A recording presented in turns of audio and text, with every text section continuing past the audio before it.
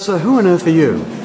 Well, if we're being stuffy about it, I'm General the Lord Dannatt. I used to be head of the army, and this evening, where we are talking in the premises of YMCA Norfolk, I'm here because I'm president of YMCA Norfolk, and it's a great privilege to be so.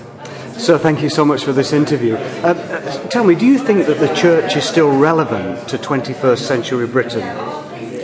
Yes, I do. The church is relevant, and the church must be relevant. And it's almost that latter comment that makes it so important. It's got to make sure that it is relevant. It's got to make sure that it meets the needs of people where they are at any one time. There's no point having wonderful, beautiful services for an elderly congregation when the young are asking other questions. So the church has got to continue to adapt, keep up to speed, and particularly to focus on youth, I think. And that's why, without being parochial about it, I think the YMCA, Young Men's Christian Association, is pretty important. How can we best communicate the everlasting gospel? Is preaching still a relevant means of communication, or is preaching dead? Preaching's not dead. Preaching, as far as teaching is concerned, to existing congregations, I think is really important.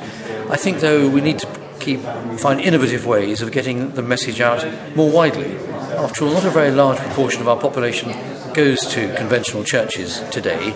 So I think finding different ways, whether it's using the media, whether it's using modern media like, for goodness sake, Facebook and Twitter. I mean, I don't really understand these things, but I know that's what young people focus on these days. So finding appropriate ways to get the Christian message out, I think, is really important. But yes, there's still a place for traditional preaching at the right time. Words are important, and as you know, it's the 400th anniversary of the King James Bible. Do you think the Bible as a book is still something that should be important to Great Britain? The Bible as a book is extremely important, not just to Great Britain, but I think to all those who are looking for the meaning of life. Now, of course, as a Christian, one again is rather parochial, but in my experience, living one's life based on the truths and the promises in the Bible is, in my experience, the best way to live life. Now, others who follow other religions will have a similar view, I'm sure, but one can only go from one's own experience. And my experience that the truth of the Bible and the promises in the Bible are the surest way of a foundation, a good foundation in life. So my final question for you, what do you think is our biggest challenge as a nation? Is Britain truly broken? No, I don't believe Britain is truly broken. I would be very depressed if I thought Britain is broken. Have we got challenges? Yes, we have. We've got a lot of challenges. We've got financial challenges, and I think we've got moral challenges as well. I think our society has become a very secular society. And it's a funny old thing. People seem to want to have the same standards of behaviour and way of life that we used to have a few generations ago.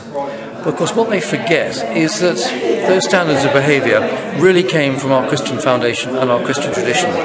So you can't have it both ways. And if the baby's gone out with the bathwater a little bit, I think it's worth just going back to fundamentals a little bit and just saying what was at the heart of making this country great in the past. And you don't have to scratch the surface terribly hard and come to the conclusion that Christian faith is a really important part of the bedrock of this country and always has been. And it's my prayer that it will be in the future.